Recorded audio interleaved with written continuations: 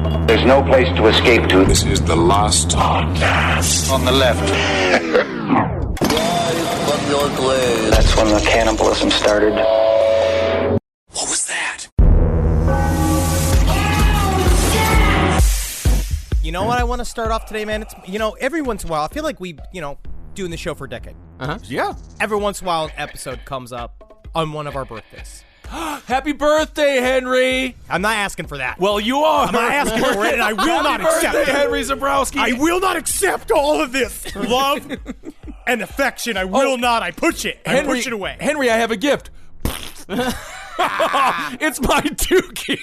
Oh my God, you really did shit. Yeah. I can't believe you just fucking shit in your own hands, you animal. That's disgusting. But wait, you know what I want to start off today is, guys? Honestly, let's give a big fucking round of applause for Gef.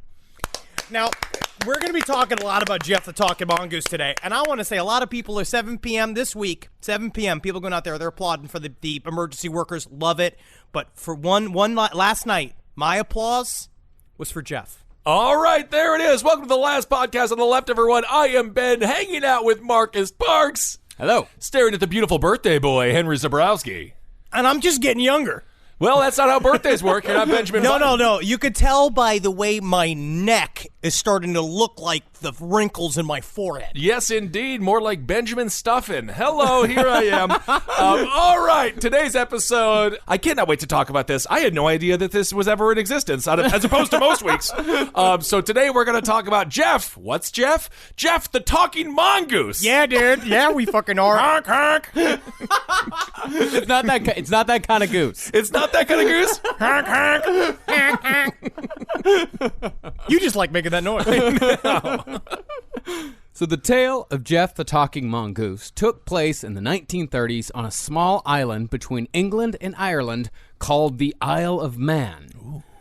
During that time, a newly arrived family named the Irvings claimed to play host to a somewhat unique spirit. What started off as a run-of-the-mill haunting evolved into what could almost be described as something close to the John Lithgow classic, Harry and the Hendersons. Oh, cool. Although, did Harry was abused. Harry was just of a different ilk, yes. And they had to grow to understand each other. At least get a convertible for the skunk ape. Come on. Well, in this case, the Sasquatch was a mongoose who had mastered the art of human speech. Now, some of you, including Ben here, might be confused as to what exactly a mongoose is.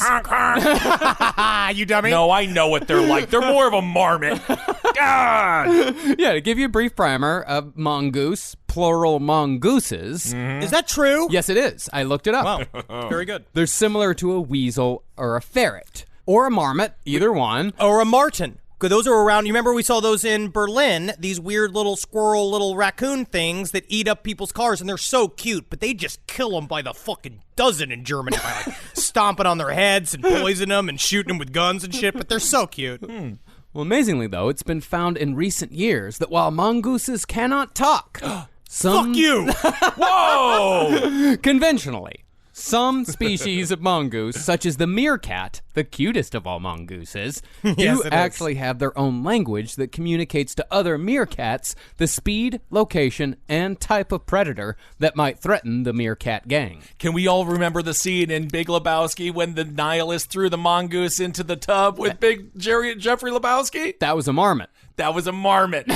Remember that? Again, you're being racist against weasels. But this story is unique. Of in the world of the paranormal lexicon, in the world of the weird, Gef the Talking Mongoose is unique because he falls into a bunch of different categories. I've seen Gef the Talking Mongoose like top hauntings of the UK. I've seen Gef the Talking Mongoose labeled as a cryptid. Some people that believe that he is an actual physical creature. There's some people that believe that he is just a phantom. There's some people who believe he is an astral projection from deep inside of the I'm going to say the Dickerol. If you listen to C.W. Ledbetter and you read the astral plane and try to understand that, you'll see that actually Gef the Mongoose might just be a living, thinking astral decahedron that pokes its way into our universe and becomes a little mongoose. So think about that for a while with a fucking edible up your nose. Yeah, absolutely. Of course, the Ledbetter Act, very, very positive. Gef the Talking Mongoose, why call it something as mundane as Gef? That was his own choice. That's his name, buddy. Yeah. What? This episode also gave me a lot of opportunities to just watch footage of mongooses. Yeah. And they are dangerous, dude. They fucking go against them cobras. They don't give a fuck, dude. Them cobras, because they got a little bit of immunity, but still, they fast, man. And they jump back and forth, and they fall, and they bite their little tails. They don't give a shit. They protect the squirrels, man. They bite off your Johnson. I'm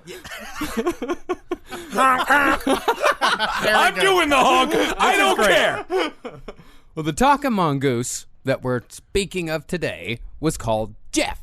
And in addition to holding full conversations with every member of the Irving family, Gef was said to be an actual physical being who ate food, played with coins, and even killed rabbits as an offering to the family who gave him a home. Okay. Got to, dude. Yeah. Fucking Gef the Talking Mongoose is paying rent. Yeah, sounds like it. From what the Irving family said, Gef spoke in a voice 2 octaves higher than a man's, in a tone closer to a teenage girl. They said he had knowledge of multiple language, sang popular songs of the day from memory, and would even bring gossip from across the island to the Irving's meager farmhouse at Dorlish Kashen. Sounds like they should have named him Karen. Kissel, please, leave the Karens alone. They've gotten enough. I hate it. And while you might think Gef would be a nasty fellow, as most supernatural beings who attach themselves to a family are wont to be, this is ultimately the story of a mostly friendly ghost, who, for reasons known only to him, established himself as a member of a lonely family of sheep herders. If I were to use a D&D classification, I would call him chaotic neutral. Yeah. I think that he's neutral, and he goes for whatever pleasures him. What you're going to see, well, whatever helps him, and whatever helps Jeff's agenda. And what is Jeff's agenda? He likes bacon without the fat. He loves bacon without the fat. It's his favorite thing on the face of the planet. And whatever it was that got him, which in the end truly reveals his most mongoose-like nature. He likes little bits of food, and he's cute as hell. But also fuck with you, throw a bunch of rocks at your head, throw chairs around. Did you say he likes bacon without the fat? Loves bacon without the fat. But the fat's what makes the bacon so good. But he doesn't, he likes the lean. Okay. He likes to lean, which is strange, but that's Gef, man. And this is Jeff's world. We're just living in it. All right. However, the loneliness felt by that family of sheep herders is said by skeptics to be the real source of Gef the Talking Mongoose. Some said that the daughter of the Irving family was just an extraordinary ventriloquist and created the character of Gef out of boredom. They also called her a natural ventriloquist, that she did it almost against her will. Those are the original articles that came out, painted her as this sort of like adept who could just throw her voice around, which a lot of experts say, I mean, you got to be able to kind of figure out how to physically do it. And if it kind of comes out of nowhere, if you're not hearing someone practicing ventriloquism, I don't think you just get it. But I don't know. Maybe she's like fucking Neo from The Matrix and they downloaded it into her weird little girl UK brain. Maybe. It's a scary skill, ventriloquism. How is it? You never know who's around. How many poltergeists are just ventriloquists having fun with you? Well, how many times are you going to be on a date with a ventriloquist, right? And you're sitting there, and how many times he's going to do the trick? You're like, oh, lady, I'm right behind you. And you're like, cool, but you know what? As a woman, I'm actually scared of a man behind me. I don't know what dating is like. Honk, honk. I've never kissed a woman. I'm a ventriloquist. Then the father, out of his own boredom, picked up on his daughter's imaginative creation and took it even further. And the mother, not wanting to be left out, joined in too. And over time, the family convinced themselves that Gef was indeed real, or so the skeptics say. So the dad is being a real LeVar Ball. For those that don't know, LeVar Ball, Triple B brand, Lonzo Ball's dad, he's a real pain in the ass. What? He's trying to use his children for profit. Well, no, he never searched for profit. Okay. It could be said that Gef might have been the world's longest, most elaborate dad joke. A character developed by a father to entertain his bored teenage daughter that got way out of hand and ended up essentially ruining his daughter's life. Hey, she could have become a comedian.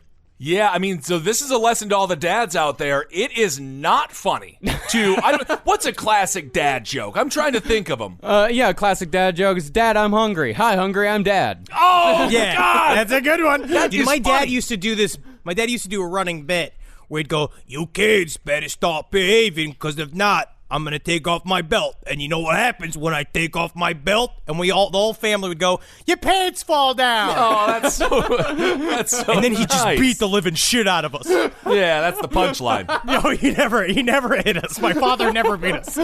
He never beat us once. He just wasn't there. It was the opposite of beating. Perfect. However, there are also people with more open minds who follow that same train of thought but end up in a different place entirely. Some speculate that the Irvings did in fact create Gef, but through the power of psychic energy. And these people think that it is possible that the Irvings collectively willed a talking mongoose into being as a thought form energy ghost, also known as a tulpa. Do I have to reference the kids from the movie Hook again? How they thought food existed and it happened? You know what? It's kind of like that. Okay. Those kids all still would have died. Yeah, it's possible. And some think that this tulpa was strong enough to actually interact with the outside world.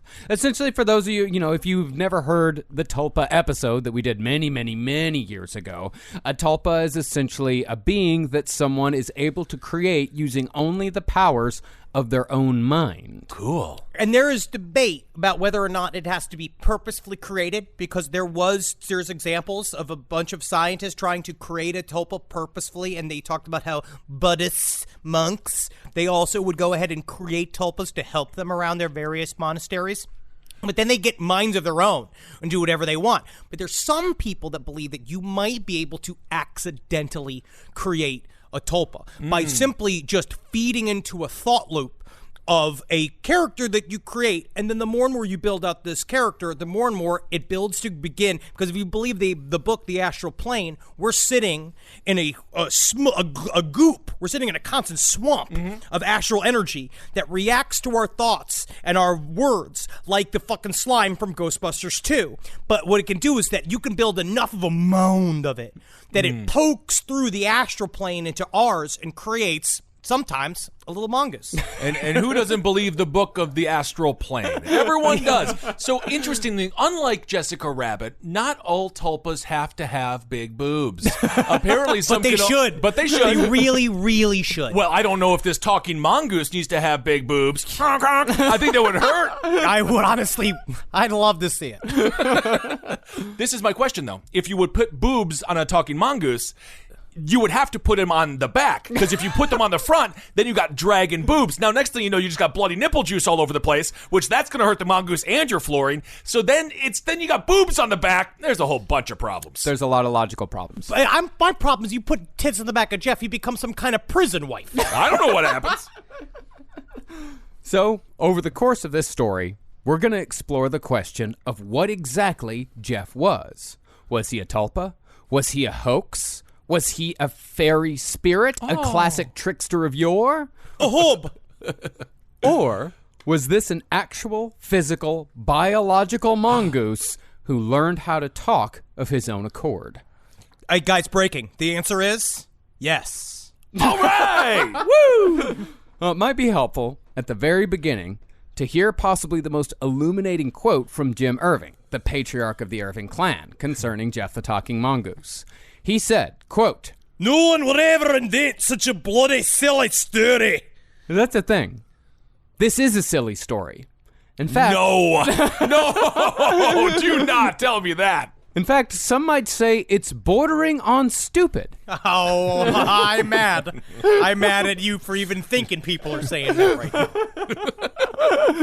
But no matter how silly the story was, the fact remains that the Irvings believed in it wholeheartedly. Not only did the Irvings believe in it, their neighbors believed in it. Various reporters saw it.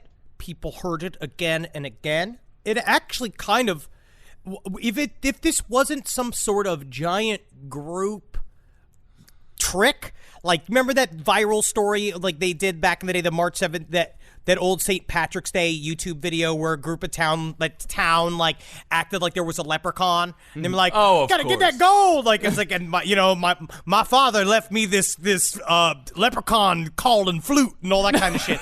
It could be that, but if not, it kind of has like a body of existence. There's a bunch of people that are, and that's why Gef the Talking Mongoose is it's a thing that it's hard to shake. It's kind of sticking around. It hasn't yet been fully debunked, except from people just straight up saying there is no Gef the Talking Mongoose. Well, what you could say about fucking birds, man. You could say that about the moon.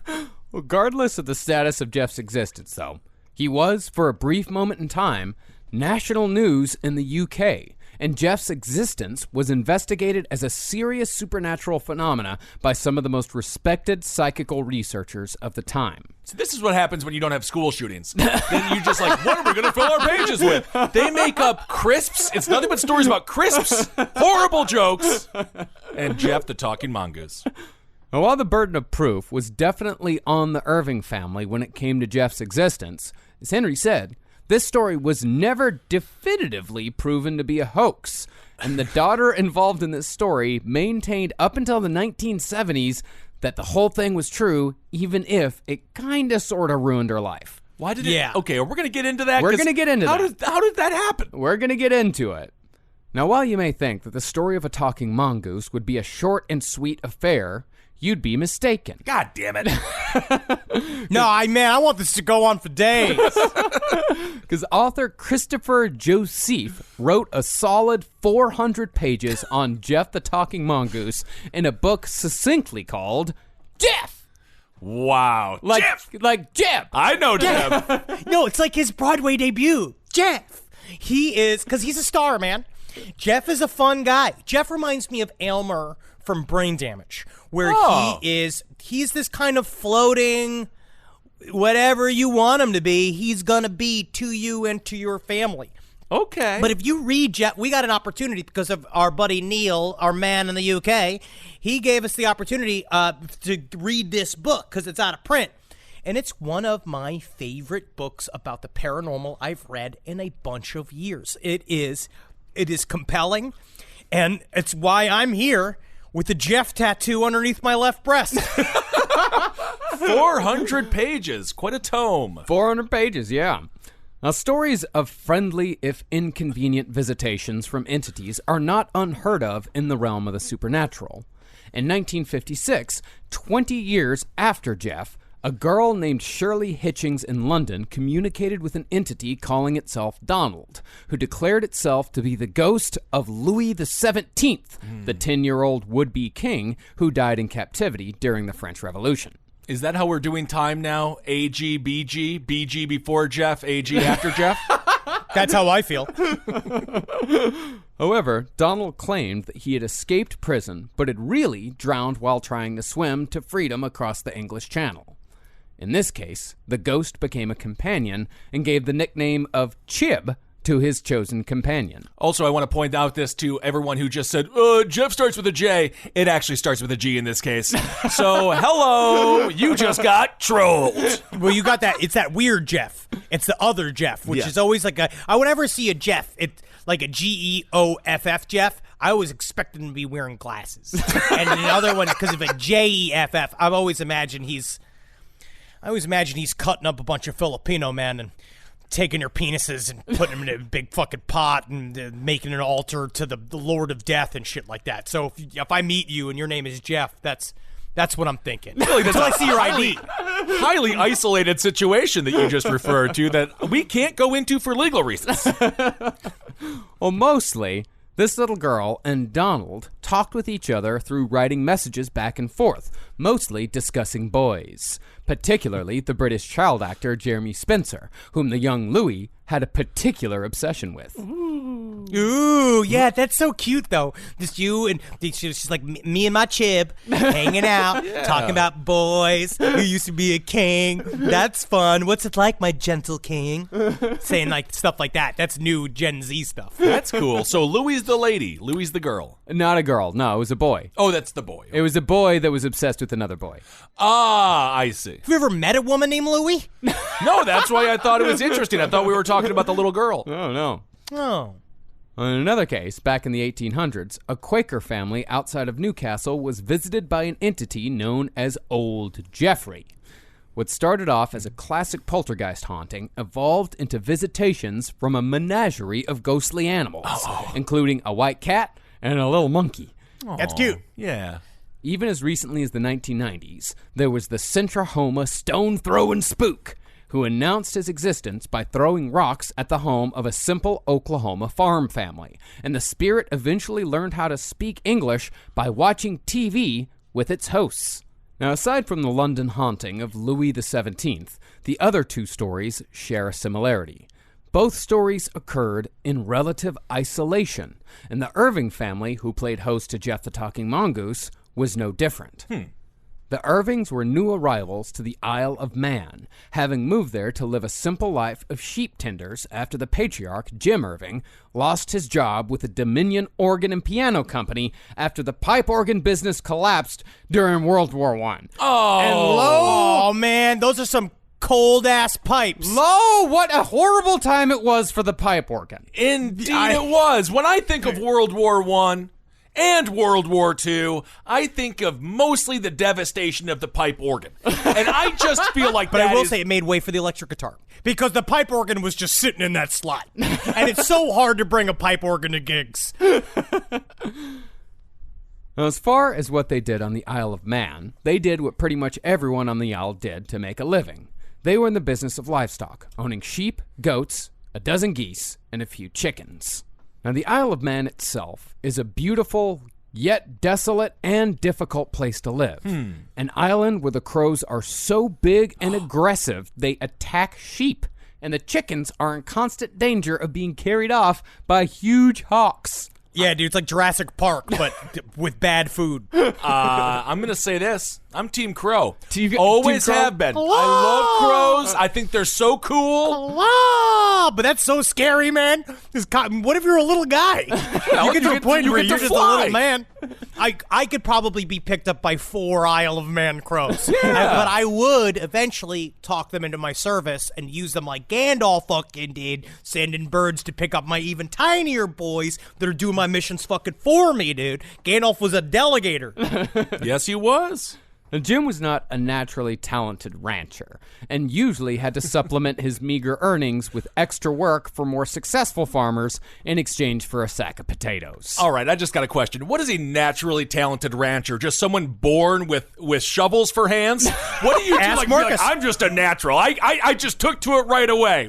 How do you become a natural rancher? Ask a not natural rancher, Marcus Parks, much to the disappointment of his father and his father's father. His hands are basically shovels. Why do you think that the only fucking technique you need to be a successful rancher is digging? Because you've only told me that all you do is dig fence holes. That is mostly what it is. That is a big part of it, yes. Digging post I'm just going by the evidence that you have presented. I know nothing about ranching other than the fact that you were not great at it and your family kicked you out of the house. I have no idea what the story is. I don't know what the story is. But it was because Marcus was the Joffrey, to use another fucking 8-year-old reference that doesn't matter anymore. He was the Joffrey of their family, where he was like, I only like to dig the holes. That was what he was good at. That was his entertainment. I'm just happy you're up to date with Game of Thrones.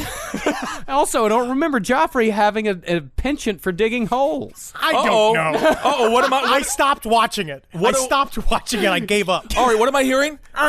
Let's get back to the mongoose.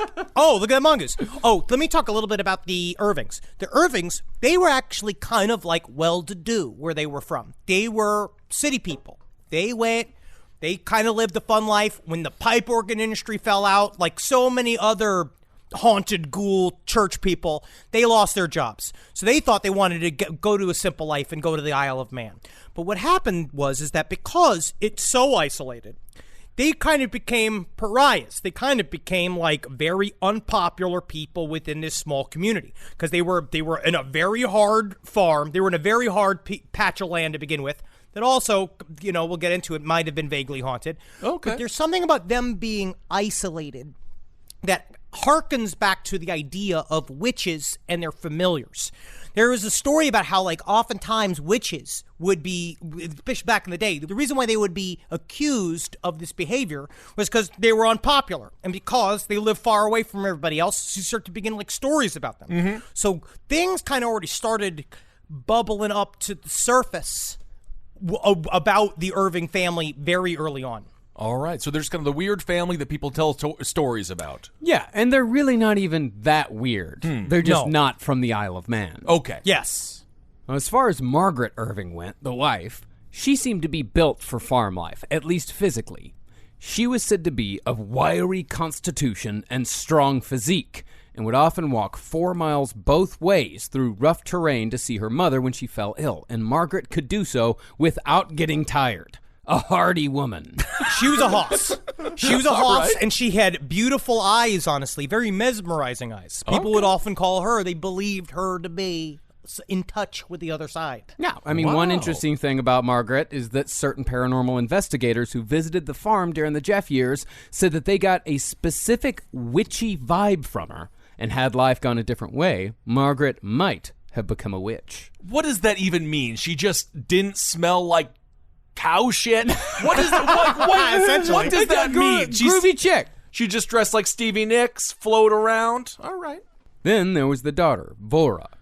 Despite moving to the Isle of Man at the age of 13, Vora adapted to farm life quickly and was soon killing rabbits for food and sale all on her own without a hint of squeamishness. She kind of reminds me of the description of the woman who wrote A Tree Grows in Brooklyn, where she was very sullen, but also kind of like into herself. It's like a picture of a teenager from now, like this time period, kind of dropped into that time period where she loved getting her picture taken, but she hated being seen in person. She liked these kind of fashion-y things, but she also was very kind of private. And she said that she would often walk the areas around Dorlish Cashin and singing to herself and kind of in a witchy mode as well. It was kind of a little bit of an Addams Family, which gives me comfort. Yeah, of course. And you nailed it, man, because 13-year-old girls, they love killing rabbits. That's the trend. I was just following that on Instagram, killing rabbits. If this was nowadays, she would be on the McDonald Triangle. She might be a serial killer. But Vora, like all the Irvings, was an extremely intelligent, well-spoken person, which is another thing that set them apart from the local Manx community of simple farm folk who didn't have much use for all that fancy talking on the Isle of Man. Oh. Rednecks are the same everywhere. But why didn't they take to singing? Why don't they sing? Like the sound of music? No, just like, I mean, honestly, it's much different than that. It's much darker than that, given the history of this country. But music comes from the farm. Yeah. But why not there? Music comes from the farm. Music comes from people farming together. Kissel, they weren't farming. Those were slave workers. We stole blues music from them. I'm just saying, that's how they pass the time. There's a passing of... I watched the Johnny Cash documentary. They used to sing, and his father would beat him, and then he killed his brother on accident. Now, the spot the Irvings chose as their homestead was called Dorlish Cashin, and the house in which they lived was thought to be at least 130 years old, although its style of construction suggested that it might have been much older.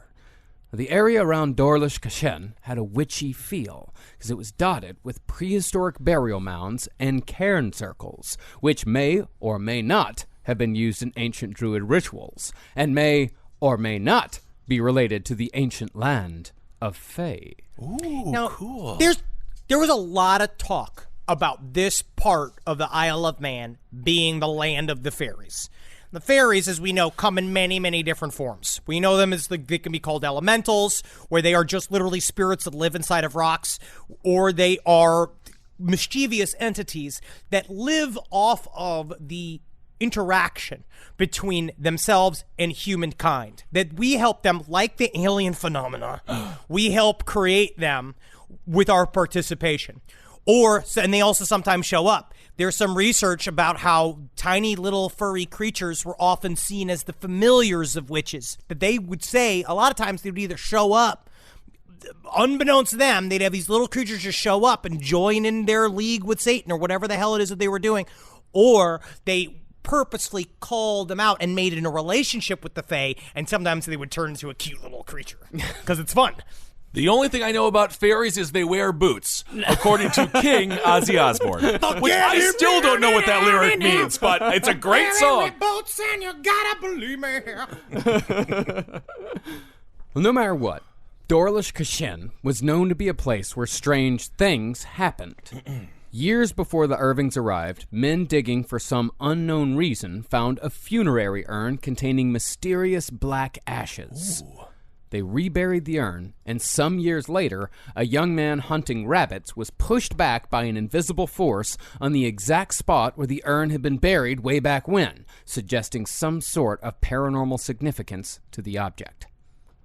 Years later, a drunk who happened to be sober on the night in question... That's what he said. That's what he said. Hilarious.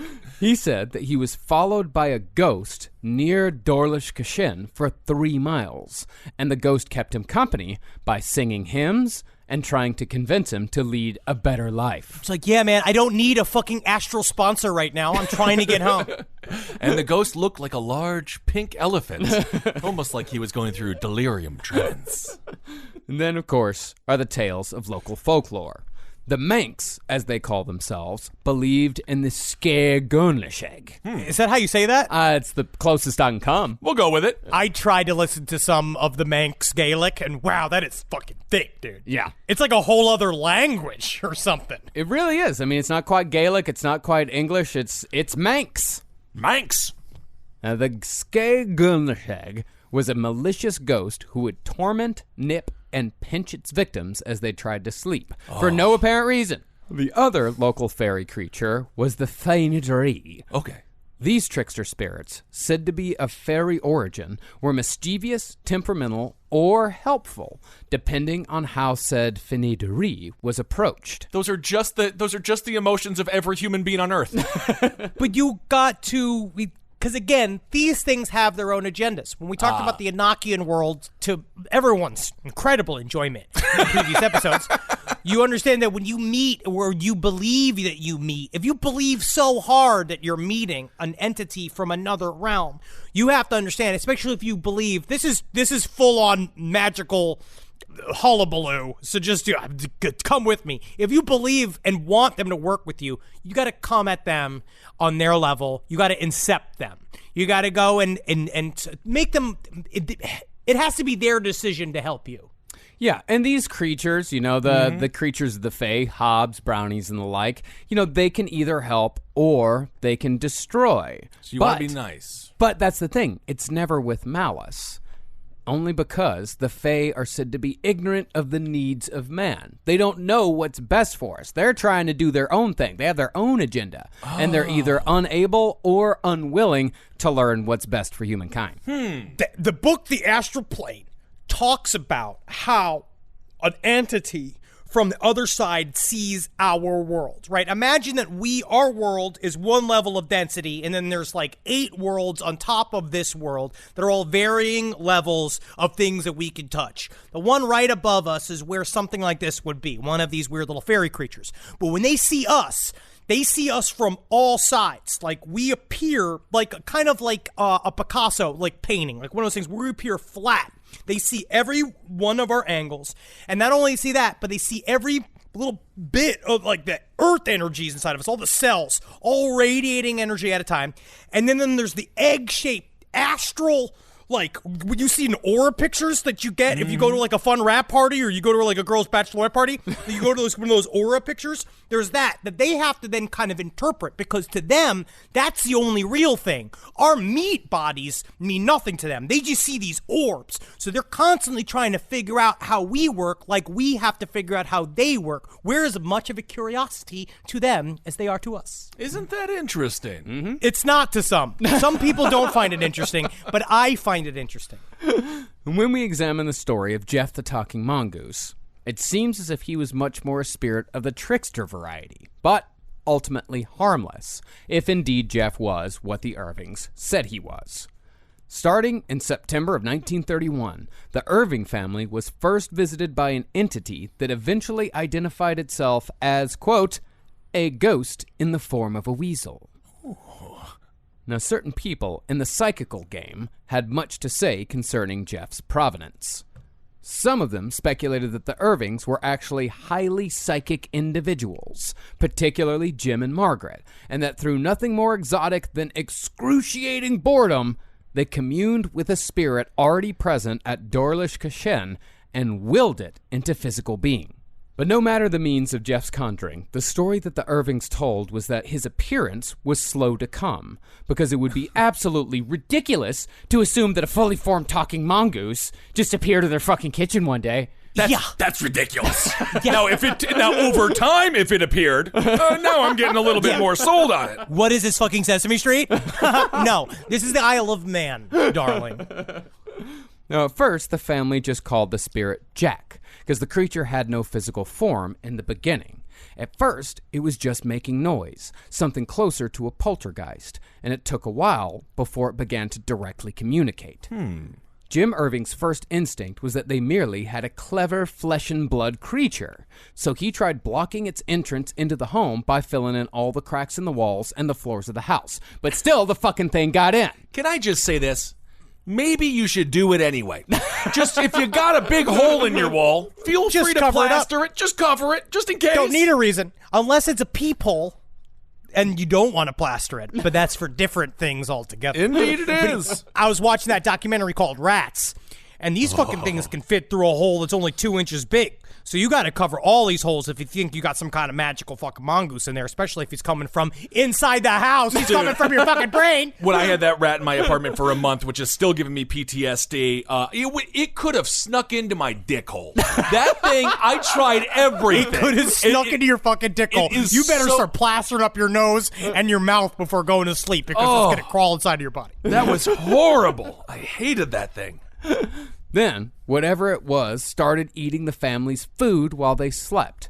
And since they seemed to have no choice, they started leaving out snacks for their new resident, and thus began a relationship with the entity.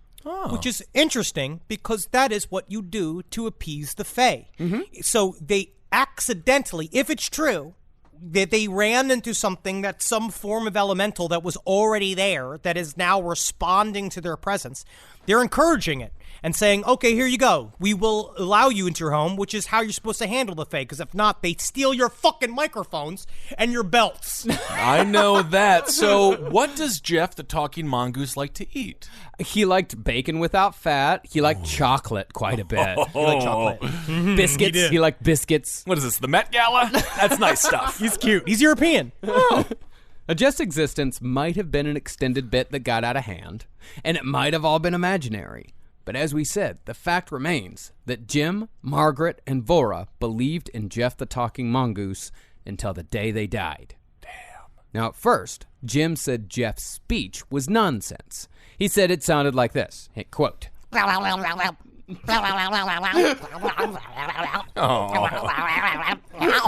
What do you mean? He said he wants a biscuit. I get it. No, I'm sorry. I'm speaking puffin. Eventually, though, that progressed to barks, and Jim responded by imitating various animals, and Gef would repeat those noises back to him.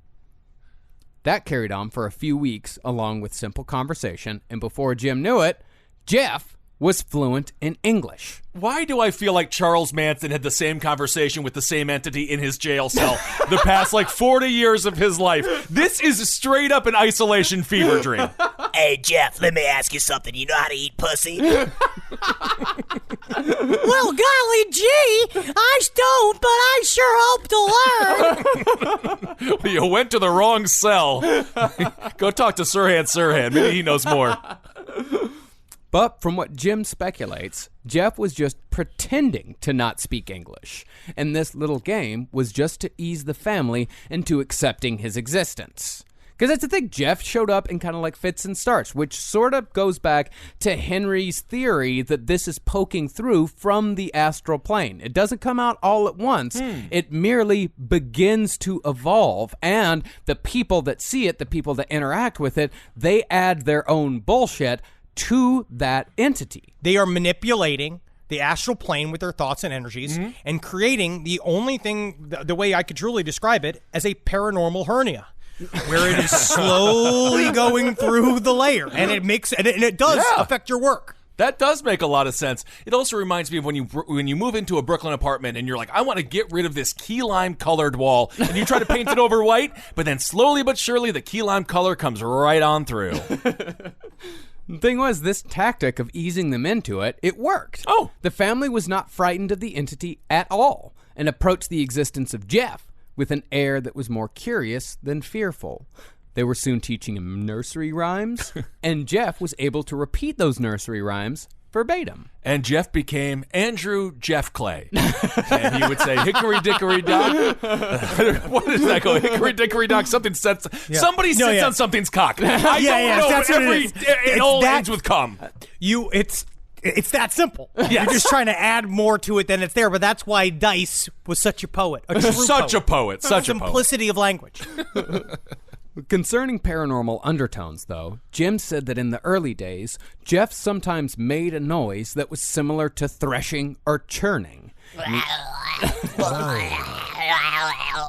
The only other time Jim heard that noise was when he sometimes heard it around two local women who were said to be deep into the witchcraft game. He said that noise followed them, and he heard that same noise when Gef was around. They were just trying to get him to leave. Like, hey, maybe if we make a couple of witch noises, he'll go away because he's been staring at my low-cut shirt for quite a bit of time, and I'm sick of sharing my mangoes with him. Absolutely. I mean, it's probable that these two women were just in a lesbian relationship, and then they had to just be like, no, they're definitely witches. That happened a lot. Yes, it did. So by October, Gef had reached physical form, and both Jim and his daughter Vora saw the creature with their own eyes. They described it as having a small rat-like body with a long bushy tail and yellowish fur, speckled with brown spots. Okay. And that naturally drew attention of the press, who at this time were usually quite keen to report on any and all supernatural goings-on, because the spiritualist movement of the early 20th century was beginning to evolve into the realm of psychical research. So it was a legitimate thing to cover in the press. This was a paranormal boom at the time. Like, the people were obsessed with it. You had the Theosophical Society ready to go, and then the Fairy Research Society. All of these different groups were like making money during this time period and getting government help. And as we'll see, it involved like judges and shit, like really technically like trustworthy human beings. I think it's very good that you weren't in this time. For us, for you, it would have been great, Henry, because you would have had real wizard power, and then you'd been like, she's a witch! I know she's a witch! You would have killed so many people. I mean, that's the thing, is that there was actually, some rumors that Aleister Crowley worked with Winston Churchill during World War II. Where did those rumors start? Aleister Crowley. Yeah, definitely started with him. And working with Winston Churchill probably had to be getting him a couple of younger males that were super excited about showing the Prime Minister their buttholes. I could see Aleister being the bottom to Winston Churchill, just Winston putting his belly on his back, just going to town. He's very stressed out. He's got to kill a lot of people, I tell you what, Mr. Crowley, I may be drunk, but you have a terrible asshole. And I'll tell you what, I'll be sober in the morning. Oh. The press named the creature the Derby Spook, and pretty soon the story had jumped from the Isle of Man over to England, and the farm was overrun by sightseers hoping to catch a glimpse of the curious ghost. And Jim said that the invasion of looky-loos actually proved that he wasn't in it for the money. He wasn't paid by the press, and in fact lost money because the crowds who came looking for the talking mongoose caused quite a bit of property damage. Honestly, he should have charged. No, because then it shows that he was doing it to create a theme park on the Isle of Man. And this is not Beetlejuice. He did not do that. But the rest of the Isle of Man did not particularly enjoy the influx of Gef tourists coming onto their land. However, some of the people who came to look-see actually testified to Gef's existence. At least 15 people who visited the farm over the years said they had interactions with Gef, and Jim said he had a signed statement from 3 local fishermen who attested to the same. That's more than the amount of people that could say that J.D. Salinger was alive after he wrote the goddamn book that he wrote that killed Lenin. It's also very difficult to get fishermen to sign anything. I don't think a professional fisherman, has filled out a census since the beginning of the census. But I also am glad that he decided to trust fishermen because, of all of the sportsmen in the world, the fishermen are never known to lie. No. At first, the haunting was somewhat cute and limited mostly to annoying knocks and raps. That evolved into various bits of speech emanating from what Gef called his sanctum, which was a small storage space in the corner of a room where the walls didn't quite touch the ceiling. Isn't that sad for every husband? This is a bit of a stereotypical joke, but that's his place. Yeah. It's like that's his place. You get your sanctum. It's up there. It's in the corner. It's that 2x2. So if you can't fit in there, sorry, that's your fucking sanctum. Yeah, not to be too road comic, but men are told where they're allowed to exist inside of their homes. But when the presence of Gef became more of a nuisance than a lark, the Irving family went on the offensive. They left a piece of bread covered in rat poison in Gef's sanctum. Ooh. But they found that the creature wasn't so easy to kill. Instead, Gef got even more annoying after eating the poison, screaming for 20 minutes uninterrupted, using a noise that sounded like, in the words of the Irving family, a pig having a horseshoe nail pushed through its snout. Just all day long. You're trying to get used to the mongoose in your home. And then you probably ask it to leave, and then you poison it, and it's not working, and then it's just going for hours. Yes. Hours. I don't know why they tried to poison it. Even when Gef finally calmed down, he still spent 30 minutes sighing and moaning. How would you react if you're invited for dinner and you find out they tried to poison you? Yeah, you fucking kept feeding me. That's my thing, man. It's been like, I'm a house guest. You kept feeding me. You could have stopped leaving out food, and then eventually got to go find other food. They tricked him. They tricked him. In one of their first back-and-forth communications with Gef, they asked him, why? Why are you screaming? Why are you moaning and groaning? And very simply, he said, quote, I did it for the devilment. You did it for the government? No, fuck the government. Fuck the government. I believe that we should burn down the White House. That's Gef saying it, not Henry. No, he did it for the devilment. Oh, for the devilment. I did it for the devilment. Whoa! I did it for the devilment. That's a fun term. I'm going to start saying that. Devilment's wonderful. Yeah. After that, the gloves came off for a little while between Gef and the Irvings. He'd threaten Jim's daughter Vora and throw stones at her while she slept. So the Irvings moved Vora's bed into their room temporarily, at least until Gef calmed down. Gef reacted by thumping the walls and screaming at him the whole time they were moving the bed, saying, quote, I'll follow her wherever you move her. Don't follow her. But after Gef composed himself, he told them that Vora could go back to her room, and he promised to never hurt the family again. I promise. Uh-oh. And in this, he kept his promise. Oh, good. He's nice. Was an honest little mongoose. That's very nice. For the next few years, Gef and the Irving family lived in peaceful coexistence. About the worst Gef did was occasionally spit at the family, and from time to time he would urinate in the house. Oh, that does happen. So does Wendy. So do I. There's so many things. Sometimes you gotta pee. Yep. But it is weird. That is one of those that gets into the poltergeist area, where a lot of times poltergeist activity is seen where there's like puddles of foul-smelling stuff, which in this, where they're basically saying it smelled like fucking mongoose piss, and that there was some kind of little creature pissed inside of their house. But it seems like with the amount of holes they had inside of their home, it might have been a little creature pissing inside of the house that Gef was just happy to take it and being like Al Qaeda, he just claimed it. Yeah, I think it's probably Gef the Talking Mongoose. But even so, Gef was fucking annoying. Yeah. Once, when Jim and his wife were about to engage in marital relations. What is that? What does that mean, Marcus? What's marital relations? They was fucking. Days was fucking. They's about to fuck. All right, good for them. Gef went outside the house and started yelling about what was about to go down in the bedroom. They're about to fuck.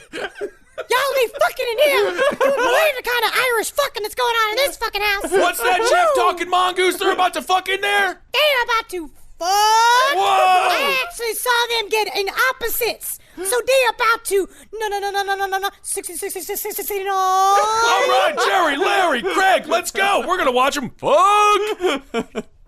All right, you can watch us fuck. See how it's done. See how the lady takes me heaving like a tugboat coming into the harbor. Meanwhile, Vora's just sitting to the side, traumatized. Not an easy day. But by December, instead of spreading around the bedroom habits of his hosts, Gef was bringing gossip from around the island back to the house, although that gossip was mostly from workers on local road crews. And that holds into the history of witchcraft. Very often, the use of familiars, the ones that would actually use their familiars, this was a common behavior where they would go and report on them on shit and come back, kind of like the daemons in was it Philip Pullman's The Golden Compass, like that series where it's like they would go and come back. Sometimes they did it against a witch's will, where the creature would go out and come back and tell them a bunch of gossip, and a witch literally would be like, "Stop it. I don't want to know. I'm trying to have plausible deniability." Right, yeah. One fun thing about the work crew, though, is that on one occasion, a crew member said he dropped a piece of bread on the ground and later saw it moving towards a hedge, seemingly carried by an invisible force that he knew was not the wind. He said it wasn't a windy day. And how do you know that? Because it wasn't a windy day. Okay. He was outside. All right. Because he wasn't wearing any clothes, and he knows that when his body hairs ain't moving, there ain't no wind. Ain't no wind outside. So by 1932, the entity proclaimed that he preferred to be called Gef, spelled with a G and one F. Remember it. It's very easy to remember. And he claimed that he had been born 80 years before in India and had been chased out of the country by a man in a green turban accompanied by a hunchback. Well, that really doesn't isolate it. That doesn't. We got a lot of people we got to look for then. And you know what's interesting? Okay, here we go. Very similar to the UFO phenomena when you speak with aliens, especially old school alien visitations. They lie.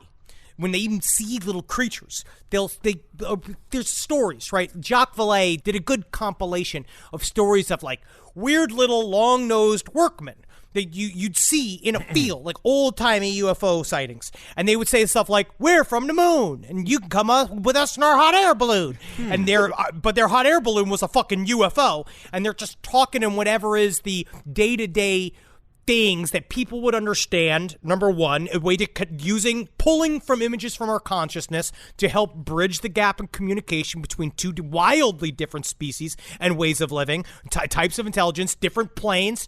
And then they also feel like they need to give you an explanation. They feel like humans need to be calmed down. Us chimps need to be told a bunch of bullshit fucking context because we can't just sit and accept a relationship with the astral. They have to contextualize it and say something like, "Yeah, I am an Indian mongoose. I come from a physical place 80 years ago, so you can buy me. Because the more you believe in me, the more I can hang out in this plane of existence."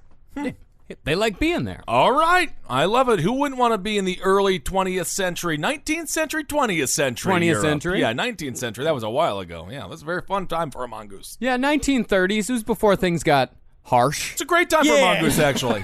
Yeah. Well, soon after Gef gave himself a name, a newspaper called the Daily Dispatch published another Gef story, printing the headline, and this is possibly my favorite headline of all time, "Man Weasel Mystery, Grips Island." Oh, God. This is the beginning of the end. Oh, God. I can't wait to see almost the same headline when Kissel finally goes fucking amok and it says "Man Moose Mystery Grips New York Island." Yes, indeed. Can't wait. Man Moose runs amok in Manhattan. Yeah, it's the Man Moose. I know that Man By Moose. run, we mean he slowly walked after he got a little tired. Now, there was a reason why they called Gef a man weasel. Jim Irving told people that he thought that they were dealing with a manimal of sorts. Oh. A hybrid with the body of a weasel-like creature and the mind of a man. And for some reason, this creature had chosen Dorlish Kashen as his home. Okay. Jim also entertained the possibility that Gef was the result of a crossbreed between a weasel and a ferret, and the combination of the two species had resulted in an unusual throat formation that gave it the power of speech and heightened man intelligence. I don't know why, in my mind, I find the weirdest explanation to be that it is, in fact, a physical talking mongoose. Now, of all of them, like whether it's a fae or a ghost or any other of the weird paranormal versions of it, I kind of buy. But there's something like, to me, kind of like weirdly frightening about a weasel with man hands looking at you going like, I'm from India. Like, if I saw that, like, I know I'd have to go to a fucking hospital. Absolutely. I don't want James Corden from the movie Cats in a mongoose form. If I saw James Corden from Cats on my lawn, I'd fucking shoot it in its fucking belly so it died slow. You have that right. Well, concerning how Gef talked, Jim was let in on the secret. Gef claimed that a mongoose can speak if he is taught, and left it at that. It's like Dangerous Minds. Cool. It's just like... But still, the reporter who wrote the man-weasel story, he had a little bit of fun with it. He wrote, quote, Had I heard a weasel speak? I do not know. But I do know that I have heard today a voice which I should never have imagined could issue from a human throat.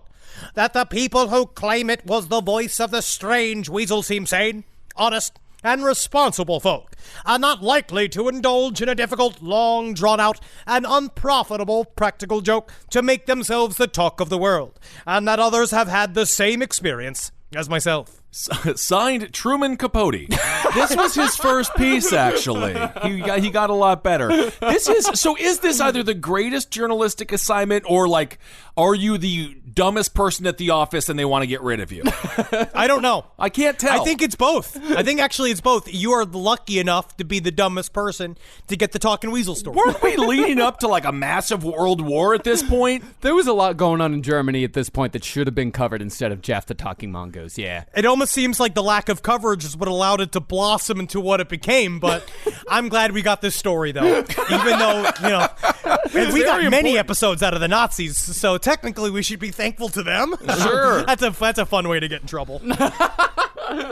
Now, this was actually one of the rare occasions when Gef actually spoke for a visitor, or at least a visitor heard him. When Gef refused to speak to the reporter initially, the reporter left. But when he got outside the door, he actually heard Margaret consoling Gef, telling him that the gentleman had gone away and everything is okay now. And to this, Gef replied, quote, He has not.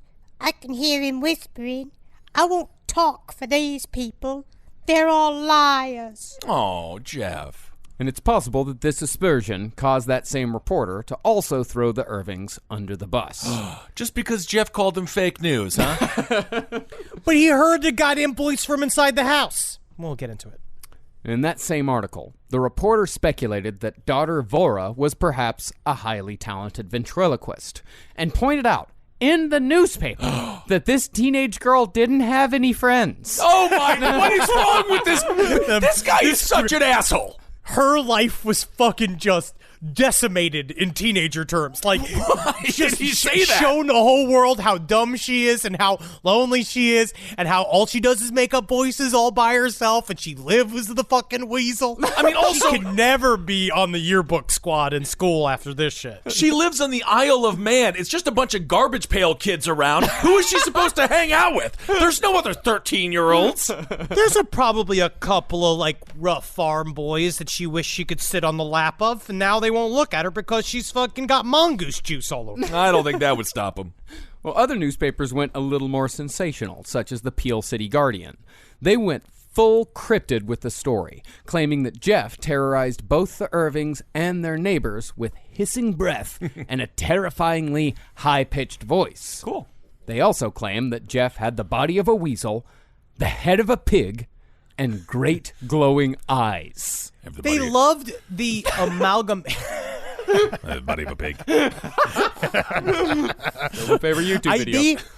I don't know what it was about old-timey cryptid reporting and stuff. They love mixing up different animals. Yeah. I wonder if that's just because that's kind of a Bible thing. Well, the chimera is a pretty common creature in mythology, specifically like Greek mythology and also like the Book of Revelations, like you said, with the Bible. But yeah, they really do enjoy chimeras in this period of time.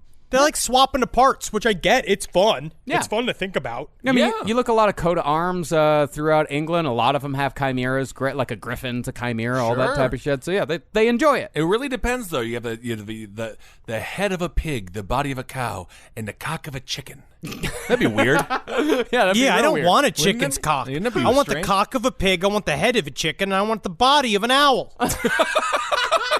That's kind of fun, right? To choose. We just don't get to choose, do we? Well, after the article was published, a reader wrote in and said that the pig face suggested that maybe they were dealing with a mongoose instead of a weasel. And everyone just sort of rolled with this guy's assessment. Yep, love this guy. Yep. Yeah. Hell yeah. You know what? Yep. Done. The O.J. Simpson defense team? What are they? They're just making shit up? Yep. Well, when Gef was asked point blank if Gef was a mongoose, he said, quote, I never said that he's a mongoose. Others suggested it. Then Gef himself stated he was a marsh mongoose. And now I'm a liar, making me a liar.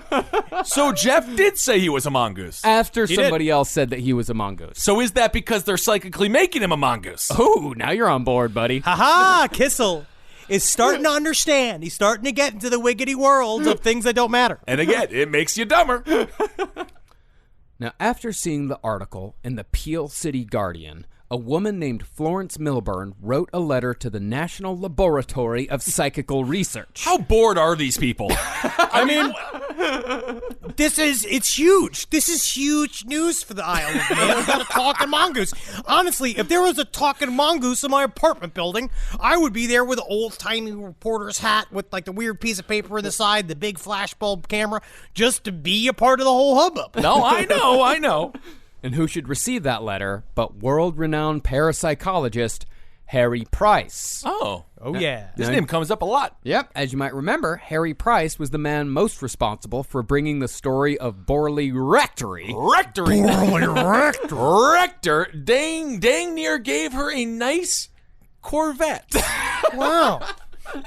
He's the one that brought Borley Rectory to the world. Nice. But long before he encountered the ghost of Reverend Bull, Harry Price dealt with Gef the Talking Mongoose. So Harry Price just had the greatest life of all time? Is that what we're He getting really to? did. I love this guy. This guy, what a fantastic life this guy got to lead. But he was like not super enthused about Gef the Talking Mongoose.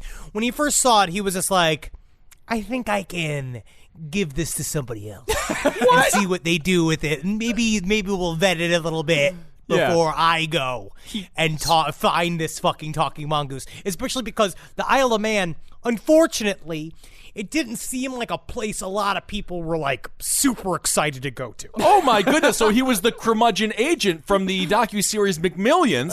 Thank God somebody else found this story and ran with it.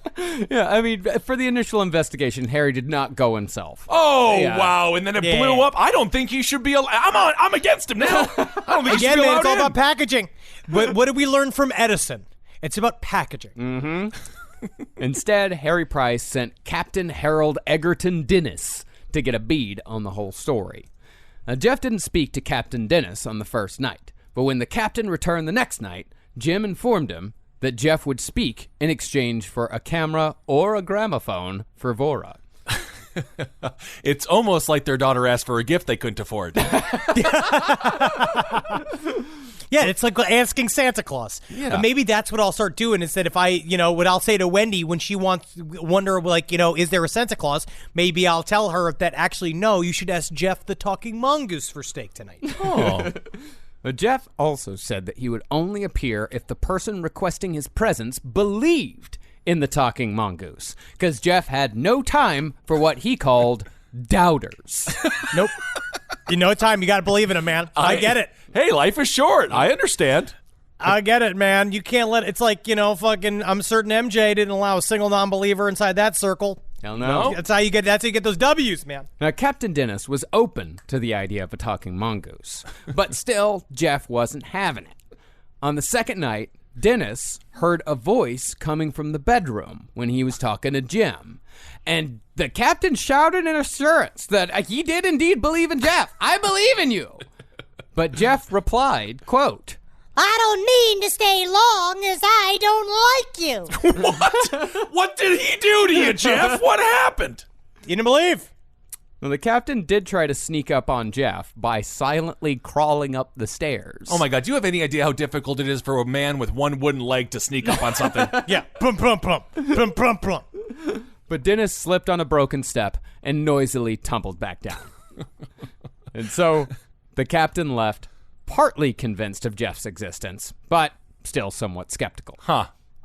However, there were visitors who had full-on encounters with Gef. A visitor to Dorlish Kashin named Charles Morrison said that Gef responded to each and every one of Jim's commands during his day at the farm. Jim asked Gef to bark, and Gef barked. Then Jim asked Gef to sing Carolina Moon, which was a popular song at the time. Okay. But instead of singing, Gef said, quote, Charlie, Charlie, chuck, chuck, chuck. Charlie, my old sport. Clear to the devil if you don't believe. Vanished.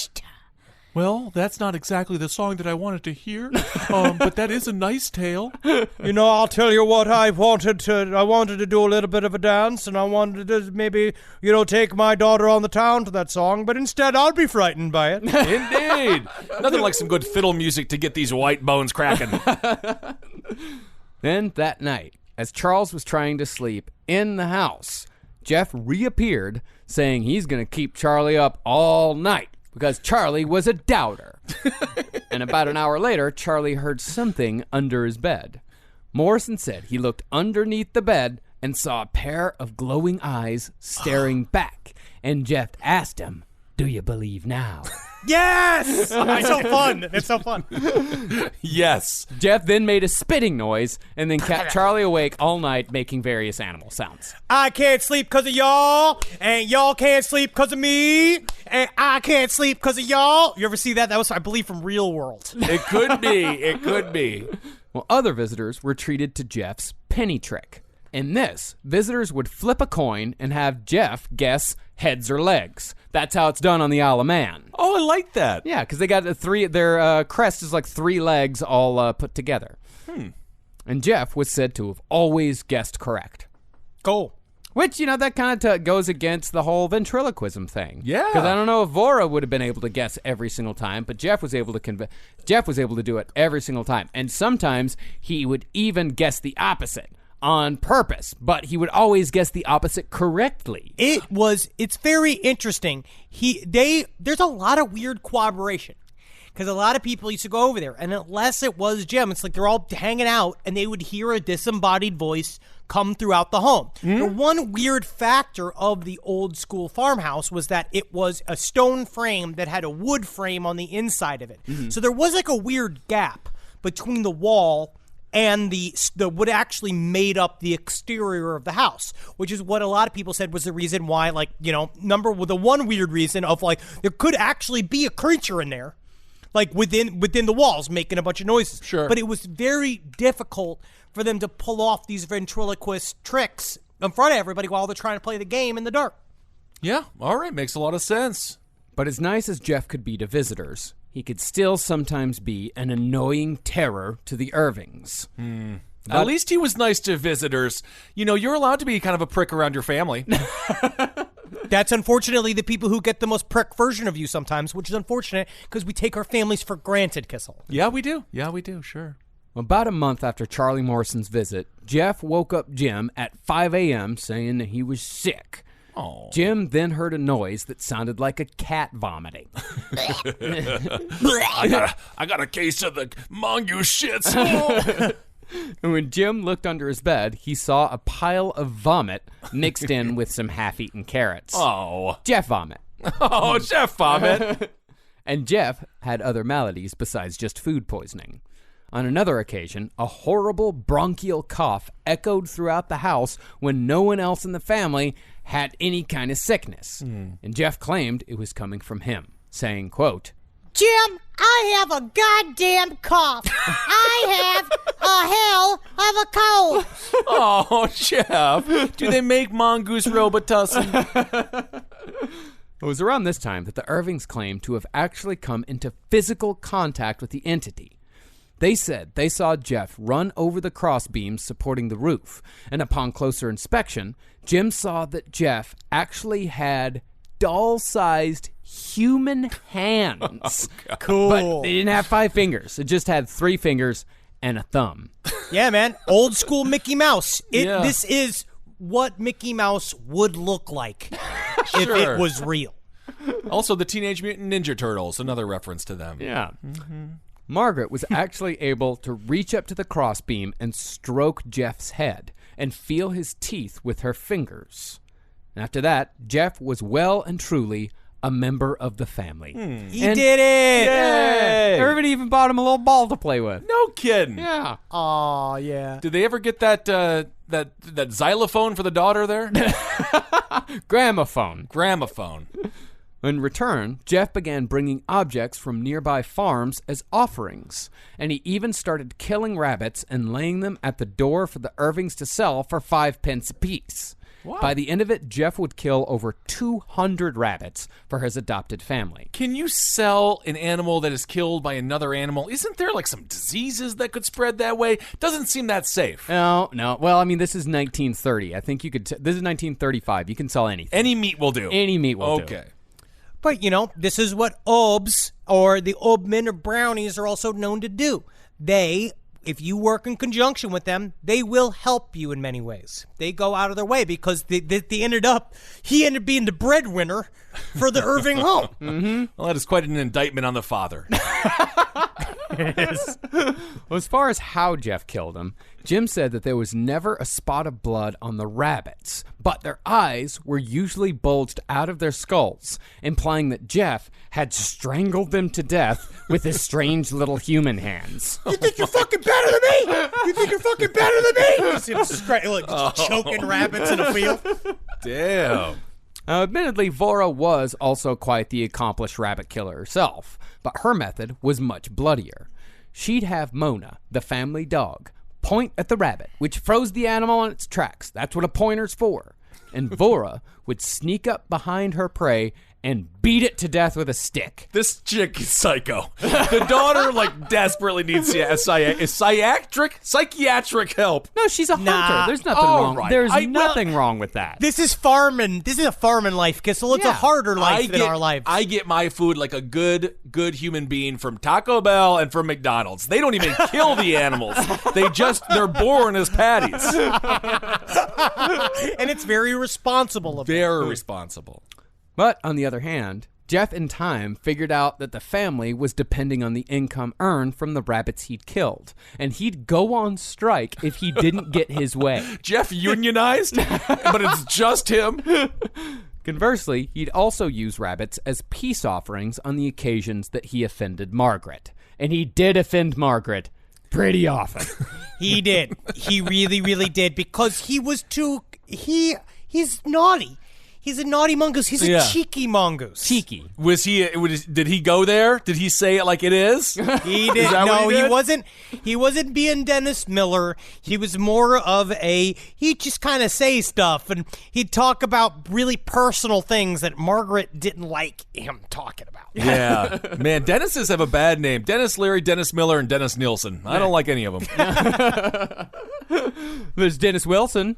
Which one is that? He's a beach boy. But on the other hand, he was also the one that brought Charles Manson into the fold. He was the one who almost got stabbed, right? Yeah. And then famously, Dennis the goddamn menace, who was a terrorist. Yeah, that's true. Well, Jeff and Margaret definitely had their spats. Jeff usually wanted to talk at night when everyone else was sleeping. And then he would knock and thump until everyone woke up, which of course made Margaret really pissed off. Hey, Margaret, you sleeping? You sleeping?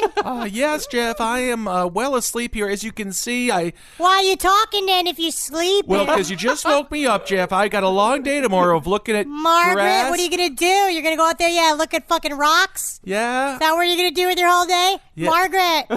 Yeah. Who's your favorite little rascal? I like the one that wears the hat because he's so cute. Mine's Spanky. That's just from Tommy Boy. That's Tommy Boy. Yeah. She said Gef got on her nerves, and when she told him that he was nothing but a nuisance, he'd spit at her and say things like, quote, Hard-boiled eggs, nuts, crack 'em and then eat 'em. Hard-boiled eggs, nuts, crack 'em and eat 'em. Hard-boiled eggs, nuts. Oh, he's such All night, man. Yeah, what a kid. What a kid. that was his favorite curse word. Nuts. Crack 'em and eat 'em. Nuts. What's another word for balls? Nuts. That's there we go. Yeah, that's Uncle Buck.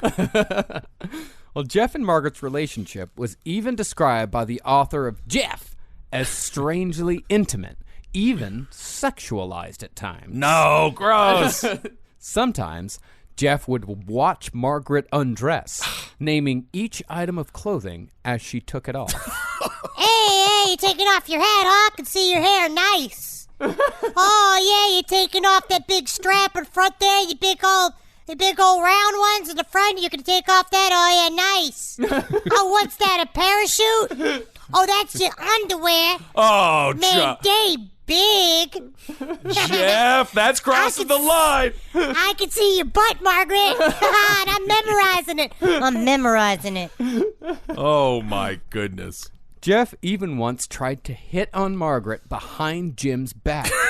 And Jim heard the whole thing while he was pretending to sleep. Oh, man. He heard Gef quietly talking to Margaret in the dark, saying, quote, I like you, Maggie.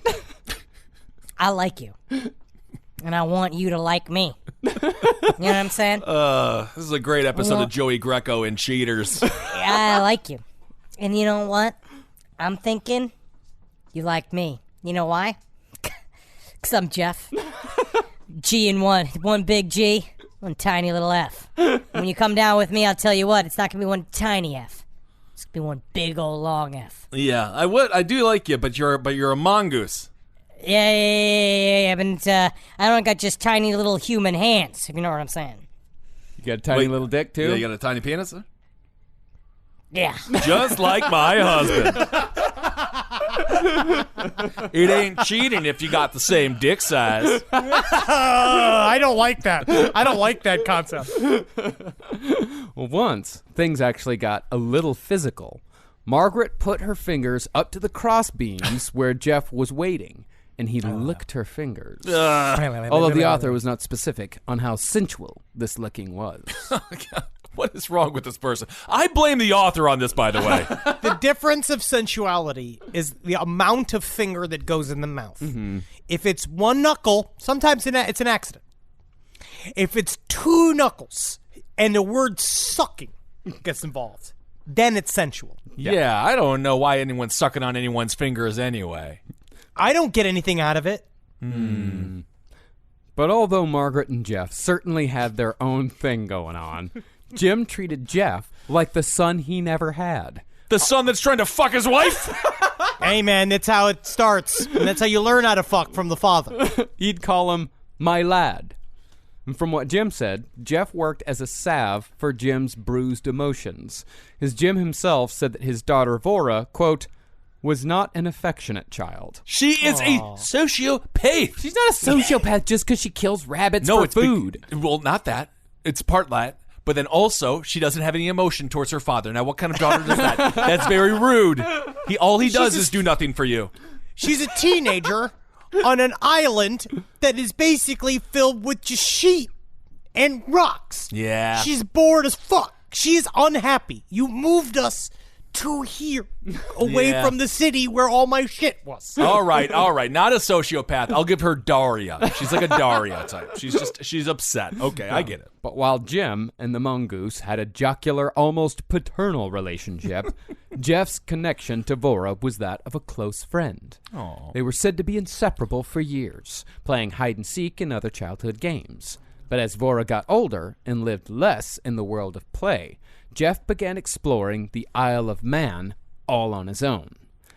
it is very difficult to play hide and seek and win with a cryptid. Because they'll be gone like that. They fucking are gone. And it also doesn't help your friendship getting skills. No. As you're running around the forest talking to a ghost mongoose. It's hard. It's just not as acceptable then as it is now. No, look at the movie Drop Dead Fred. Yeah? Yep. Made her life very difficult.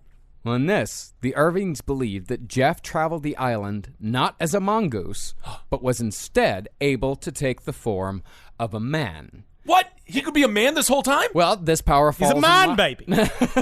This power falls in line with the beliefs of a witch's familiar. You know, a witch's familiar, if you don't know what a familiar is, it's essentially the witch's assistant. Usually it's like a cat or a frog or something like that, but sometimes a familiar was said to assume human form when the witch needed work done that could only be accomplished by a person. Well, and why didn't he just turn into a man when he wanted to bang the dude's wife? I mean, that would be frightening. I think that would be very assertive. And, well, it's kind of like in a Cinderella world, too, where the familiars used to kind of just show up, too. A lot of times they say spontaneously, these little creatures would kind of show up, which seems to me the idea of when you're opening the door to the unknown, you're basically flooding your home with elementals, and then some of them take on forms or not. Okay. And the reason why you can't do that anymore is because the world has too much electricity in it. This is Marcus's big feel. Marcus and got into a thing yesterday. We were talking about how electricity is killing gnomes, and I'm with him. Wow. Yeah, that the electricity that is ever present in our lives is essentially written over the astral plane, and what was once common here in the world as fairies and spirits and all type of such can no longer come into this world because of all the electricity. Well, I think that's the most rational reason I've heard yet for the Green New Deal. Let's get rid of Marcus, it. Let's get rid of it. Do you ever I try to explain to my therapist sometimes, like, these thoughts that I have. When I talk about elementals, I've talked about the astral plane with my therapist. I talk a little bit about Enochian architecture with my therapist, and they always give me this. She always gives me kind of the same. She's nice about it, but she always has been like, I'm glad that you're thinking of such creative things. Like, she does it, and then she moves on. Well, what would you like her to say, Henry? Because if she agrees with you, she could not be a licensed therapist. Then it would just be one of your wacky bar friends. I want her to lift up a cage and have a fucking fairy in it. I mean, like, you should meet my other client. Well, I've certainly talked to my therapist about how Batman is real, but not real at the same time. And talking Grant about Morrison. Yeah. I've definitely brought up that idea in therapy, and she was very perceptive. I see it. Well, while Gef was at home, he still annoyed the Irvings from time to time. One night, Gef gave a list of 40 ailments he supposedly suffered from. That's a lot for a little mongoose. Oh, yeah, including rheumatoid arthritis, gouty phlebitis, elephantiasis, melanotic sarcoma, and something called Barbados leg. Yeah, Barbados leg, dude. It's the Barbados leg is when one of your legs is on vacation and the other one has to go to work. Oh, that's sad. You just gotta drag it behind you. And Gef thought that this listing of ailments was the funniest fucking thing in the world. Now, why? I don't know. He loved it. He just loved it. He loved it. The entire list was punctuated with what the Irvings described as high-pitched satanic laughter. I'd be like, why mess with what makes him laugh? No, that's funny for him. I'm happy he's laughing through the pain. Yeah, It's the best medicine I've heard. Gef also once, and only once, threatened the family with violence. He did. Yeah, I mean, it was, he did it that one time. How significant here? Are we talking mass murder? It's casual violence. I would say it was a casual mention of more. It was kind of like a nice family. Shame if something happened to it. He went mob with it. Okay. Yeah, this is the actual quote from Gef. You don't know what damage or harm I might do if I were roused. I could kill you all if I liked, but I won't. If you are kind to me, I will give you good luck. If you are not kind, I will kill all your poultry. I can get them wherever you put them. Well, better be nice to him. Better be nice to him, then. Gef was also exceedingly strong for an animal of his size, able to push a 12-pound chair around his sanctum. You could almost take him bowling. Gef said he did it for the exercise. He's like that old man who would exercise on chairs. Yeah, he was doing little workouts. It's so fucking cute. I actually, That's cute. Natalie, there was a period of time when when she was living with Natalie and I, Jackie went through this period of time where she loved weights. Like she liked strapping weights to her legs and her arms because she's just like our wonderful mother who goes through like aerobic phases, right? Yes. And so Jackie was in an aerobic phase and leave these little weights around, these leg weights, and Wendy used to drag them around. And I have to say, oh, that's Wendy working out.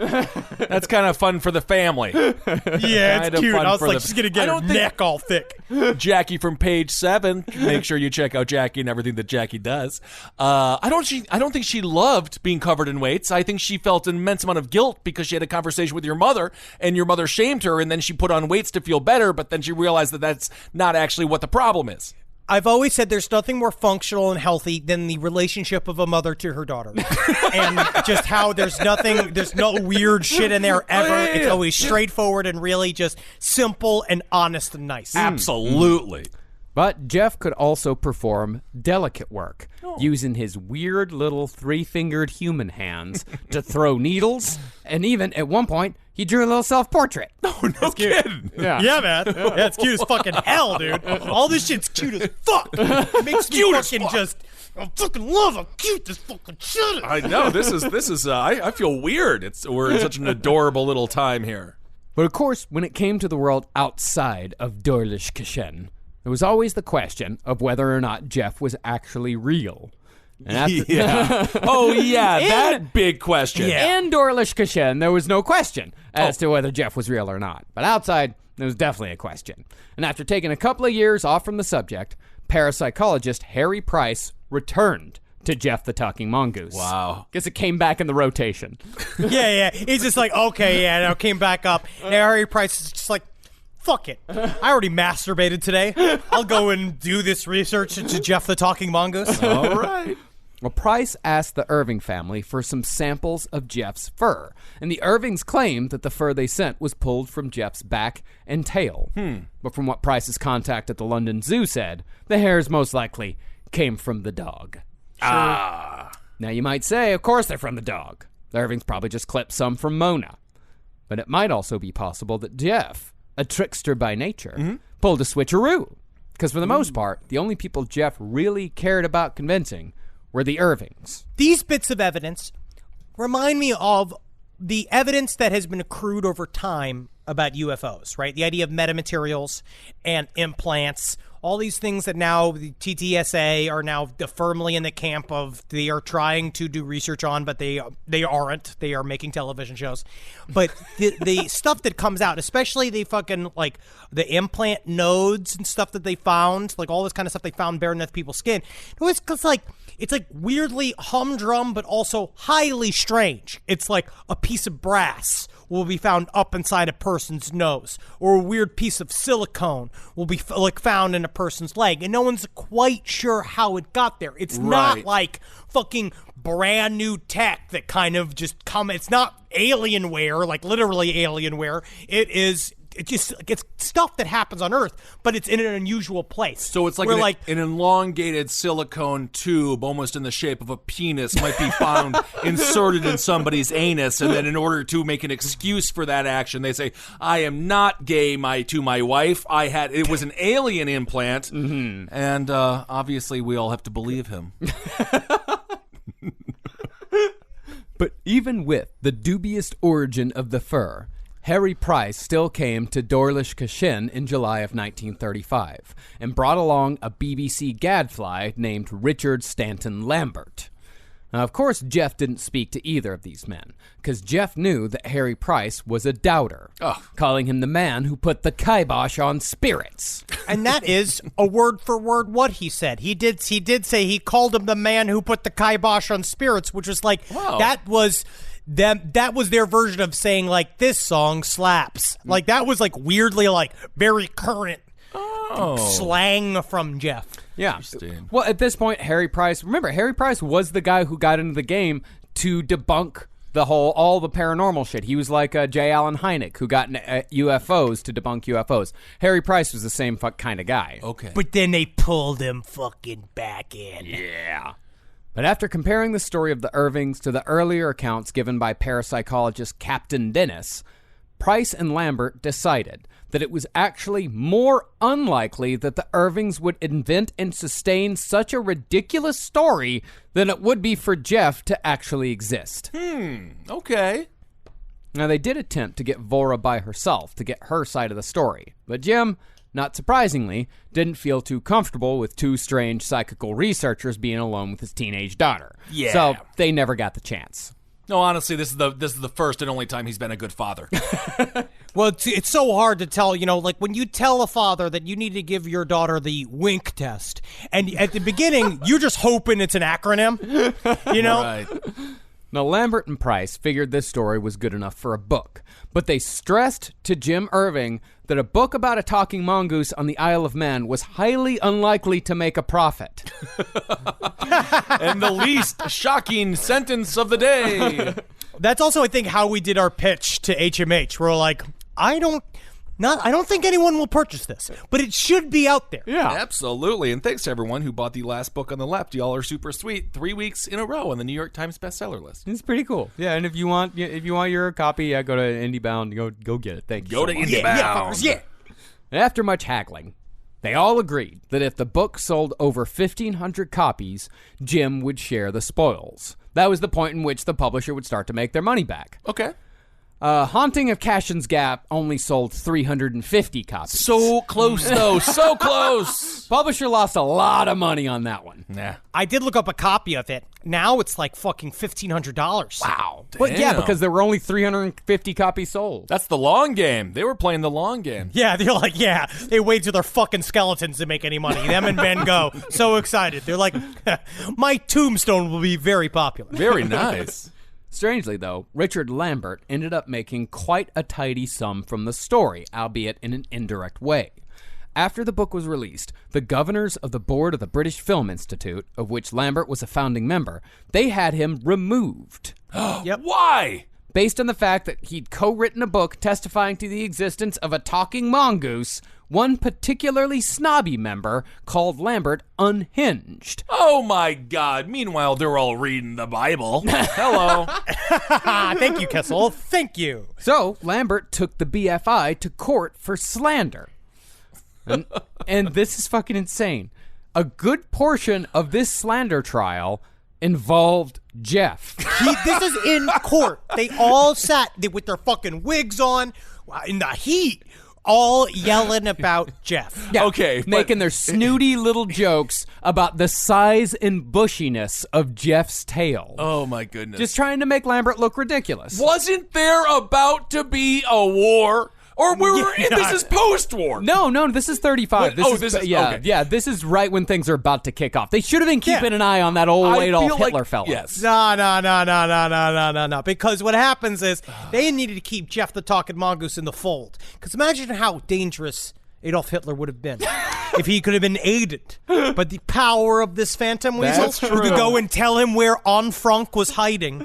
Fucking way before they got her. Maybe Gef the Talking Mongoose could pretend to be a sympathizer, get into Hitler's good graces, then kill him before this whole thing started. Fucking buck him. Maybe. Shoot him in the head, dude. See little Gef the Talking Mongoose with a little Hitler stash and a little Hitler hat. But in the end, the court decided that while believing in a talking mongoose was indeed embarrassing, it was not grounds for dismissal.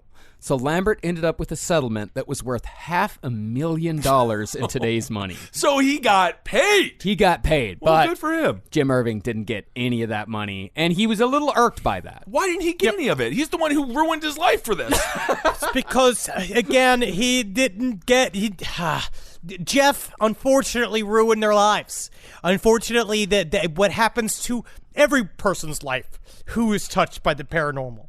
They all get ruined. That's why I always kind of lean on the side of, why would anybody do this to themselves?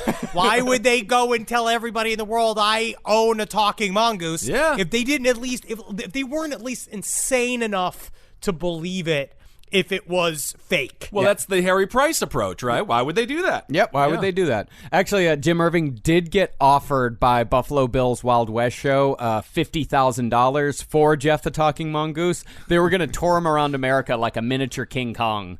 That's awesome. That would have been awesome. Just get him a mongoose and put a tape recorder by the side of it.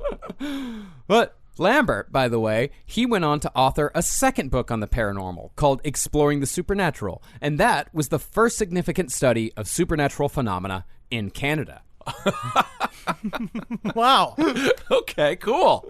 But as far as Gef went, he was back out of the news just as fast as he'd come in. And Jim was able to eventually capture a couple of pictures of the mongoose, but what was claimed to be Gef could also just be a furry hat placed on a fence. Gef is the modern, he's what Pizza Rat is for today. He is old school Pizza Rat. He's the first Pizza Rat.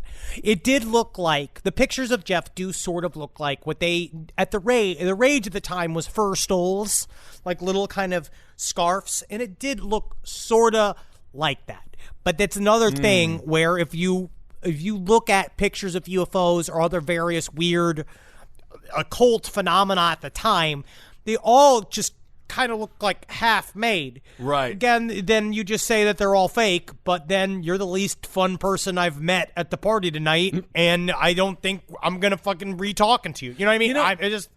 I don't know about the fur coat is always very interesting, and the fur hat. I don't know why women wanted to look like Sasquatch for such a long period of time. Now you do the faux fur, but the whole thing, I think it's weird. It's very strange. I mean, granted, we wear leather and stuff. That's the skin, but I just feel like having the fur on you. It's a very unique thing. I like faux fur. I want one of those big, like, Russian hats. Those big, like, furry hats. I think But they're fun. you know, in the rain, it's just going to start falling apart. Next thing you know, you're like a chicken coughing up its own chicken fur. What do they call feathers? You're just remembering an episode of Seinfeld. Oh, that could be. That sneaks in there sometimes. That does sneak in there. Well, the last person to show an interest in Gef was a man named Nandor Fodor. I love this guy. It is no real. way he is over 4'10". No way. If he is, I'm pissed, actually. Nandor showed up at Darlish Kashen in 1937. He was the research officer for the International Institute for Psychical Research, which of course merged with the British College of Psychic Science in 1938 to become the Institute of Experimental Metaphysics, which soon changed its name again to the International Institute for Psychic Investigation. Okay. And then the whole thing was eventually changed to the Bureau of Unemployed Nerds. But concerning Nandor Fodor, he spent 7 days at Darlish Kashen after corresponding with Jim Irving for 2 years. And Fodor showed up having already bought into the story completely. He was a believer. Okay, this is very good. Good place to start. But still, Gef refused to appear, much to Fodor's disappointment. Gef, but he was a believer, Gef. I don't know why you wouldn't appear. Gef is losing power. Yeah. Gef is starting to ease his way off of this plane into the next, or starting to move farther away from the family to experience more of humanity. Or it's going back to its own agendas and needs to go back to wherever the hell it came from, because maybe it's Jeff's got a wife and family he ran out on, where he did the whole, like, I'm going out for cigarettes, and then he just never came back. That does happen. Yeah, I mean, Gef at this point was being seen less and less. Nandor just waited too long to go. I see. But still, based on the accounts of Gef spitting, coughing, and urinating, Fodor came to the conclusion that Gef must have been a physical, living, breathing animal.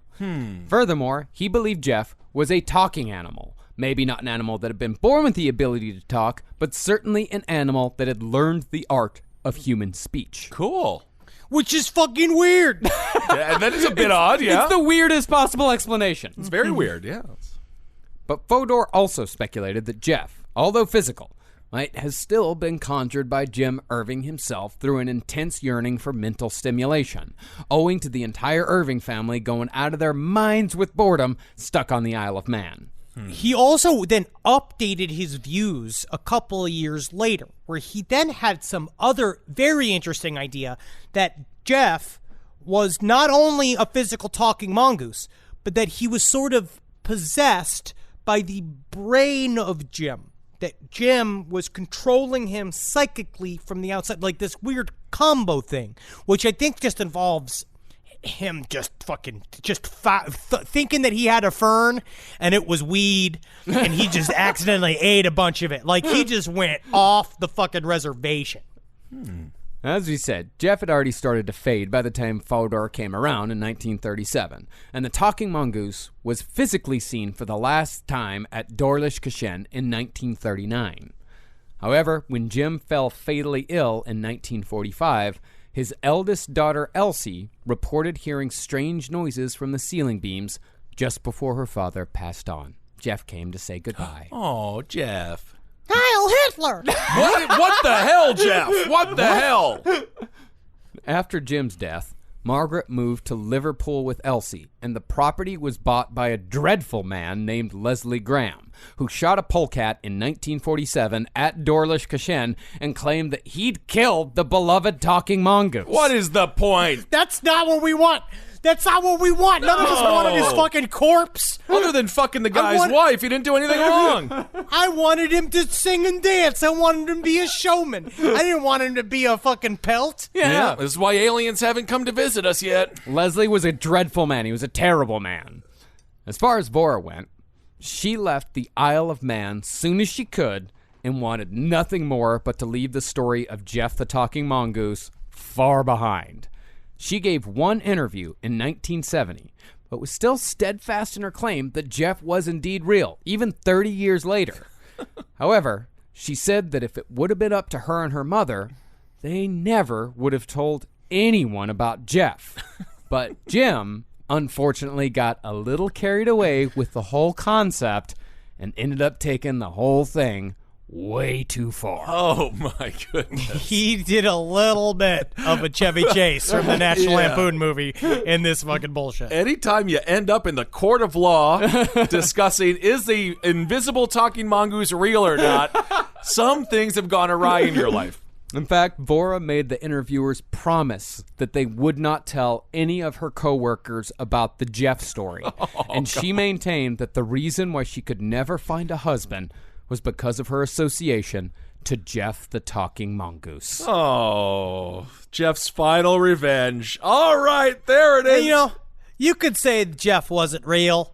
Sure. You could say that he was I mean, you wouldn't be a fun person. No. And I mean, because I don't know. In the end, though, I let Gef into my heart this week. That's good. I let him in there, and now he's made a little burrow, and I'm going to bring him little bits of bacon.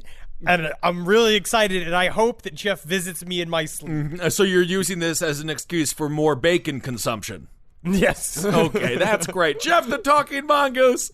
Thank you all so much for going on this crazy magical journey. It was a fun week. It was a magical fun one. week. Yeah, we figured we'd take a little break from the blood and guts and just have fun. Absolutely. Have a little bit of goddamn fun. I'm trying to have fucking fun around here. Absolutely. Next week we're going to have a relaxed fit episode, but then after that we're going to go deeper into the world of the occult. This whole summer, getting strange.